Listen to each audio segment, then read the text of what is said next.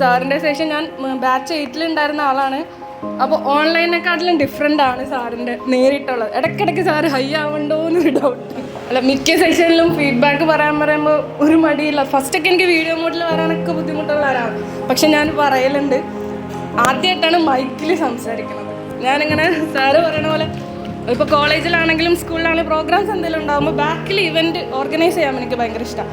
മേലേക്ക് ഞാൻ കയറില്ല. മാം കയ്യും കല്ലും പിടിച്ച് പറയും, ഒന്ന് കയറി അവിടെ ഒരുപാട് മൈക്കുകൾ പിടിക്കണം.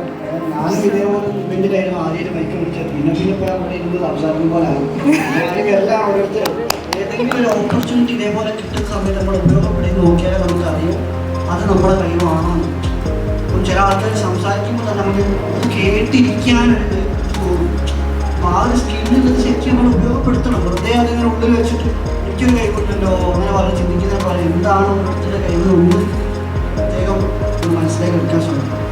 ഈ 9 ടൈംസ് പറഞ്ഞതിൽ അത്യാവശ്യം എല്ലാത്തിലും ഉണ്ട്. ചിലതിൽ ഹൈ ആണ്, ചിലതിൽ ലോ ആണ്. അങ്ങനെ എല്ലാവർക്കും എല്ലാ എബിലിറ്റി ഉണ്ട്. പക്ഷെ അതിന്റെ പെർസെൻറ്റേജ് മാറും. ഓരോരുത്തർക്കും പല പല